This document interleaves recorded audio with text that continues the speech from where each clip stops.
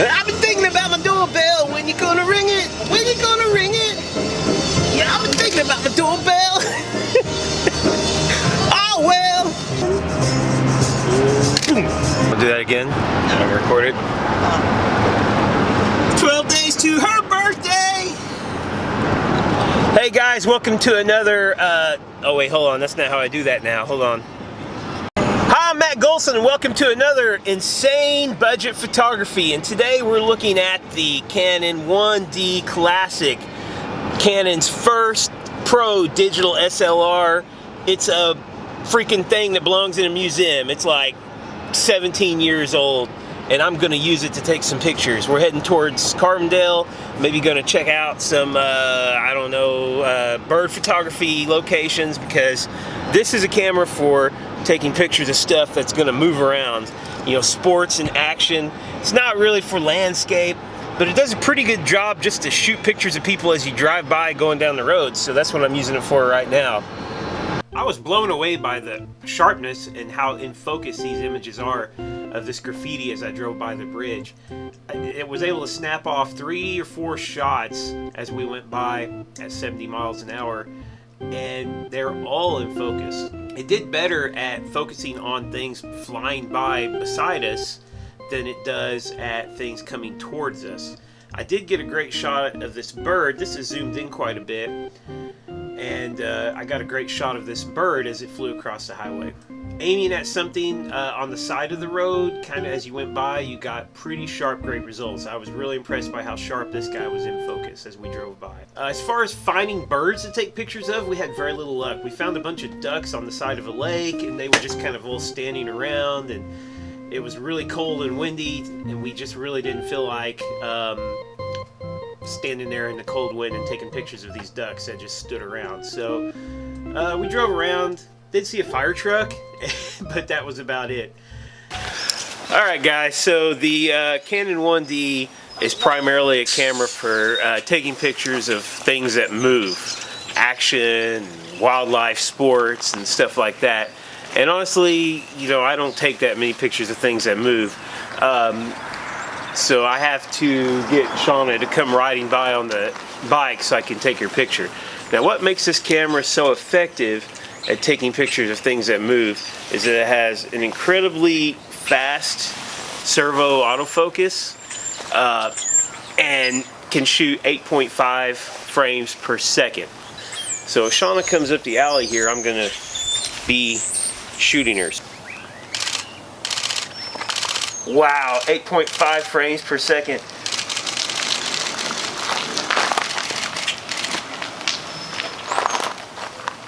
Wow. It seemed like in the lens, every single shot I took looked like it was in focus. Can't wait to see if these are all in focus. I was really surprised by how many of the images were not in focus, especially the ones when Shauna was farther away incoming at me. It was probably my technique more than anything. I would take 3 or 4 images in rapid fire, let off the shutter, recompose, zoom out a little bit, take 2 or 3 more images, and I continued that. And I think the camera needs 2 or 3 images just to figure out how it needs to estimate the focus to get a sharp focus for an incoming subject. It's really difficult to focus on something that's moving towards you, because as soon as the autofocus finds a sharp image and the shutter is released, that person has already moved towards you another foot or so. Especially when you're using an f2.8 lens and your actual plane of sharp focus is so shallow at f2.8. Now, the camera had no problem getting sharp focus as the subject was closer to you and it was just moving by. Now it doesn't really have to estimate focus so much, and it was able to get 3 or 4 really sharp images as Shauna rode by me closely.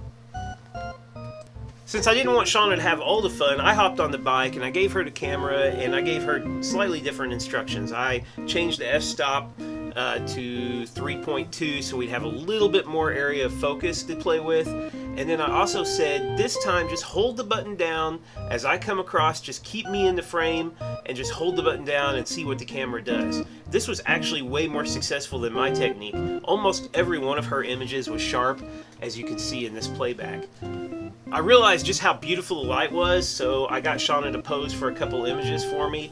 We did a couple portraits, and this really tells you more about the quality of the lens than it does the quality of the camera. But the Canon 1D, despite being so old and only 4 megapixels, took some really nice images out here. Now I had to kind of bring out some of the contrast and do a little bit of processing afterwards to get them to look a little bit nicer, but you're going to do that with any camera. So honestly, I was really impressed by the quality of these images. It takes really nice portraits, and they look great. So there's a lot of drawbacks though to the Canon 1D. I mean, yeah, you get that crazy good performance, but there's this massive drawback of the battery. The battery in this thing is a nickel metal hydride 12 volt cell, that 12 volt battery made out of several cells. This is late 1980s technology. Lithium ion is so much better, so much lighter.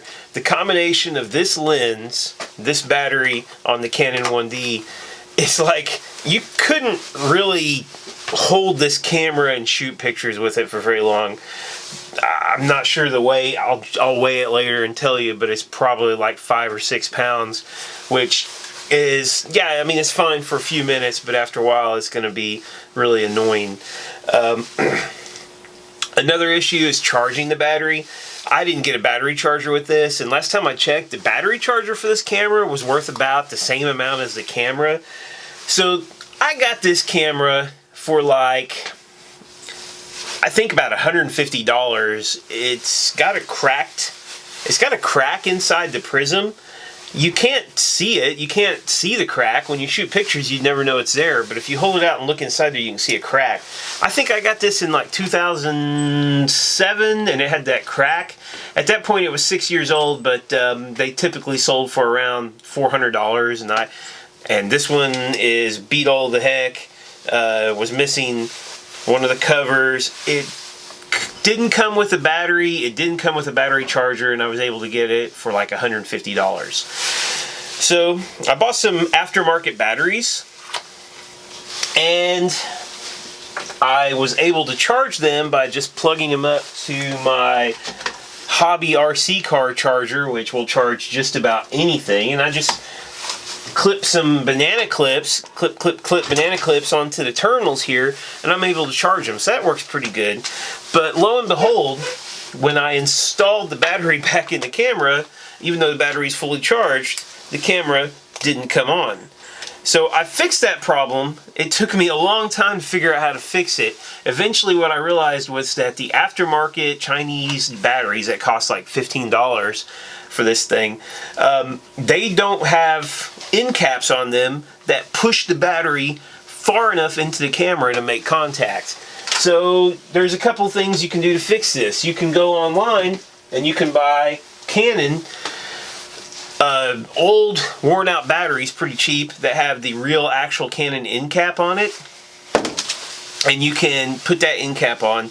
But later I figured out an even easier way is you just shove some cardboard back behind this battery cap, and then it pushes the battery far enough in to make contact, and it's a whole lot better and easier way to fix that issue. So now I have a pretty good battery. You get a lot of battery life. I mean, it's a big battery. It holds a lot. It's 2200 milliamp hours, and you can take a lot of pictures with that battery.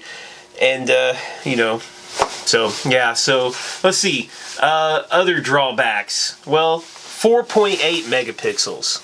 Is 4.8 megapixels that big of a deal? Not really. I mean, I've printed, 13 by 19 from this camera, and I can't really tell. It doesn't look, undetailed and not sharp. So in my mind, 4.8 megapixels is plenty enough. You just can't do a lot of cropping. So the Canon 1D has a 1.3 crop sensor. It gets you a little closer. It turns this 200 into a 260, so that's a little bit closer. It's not a huge deal. I like that a lot.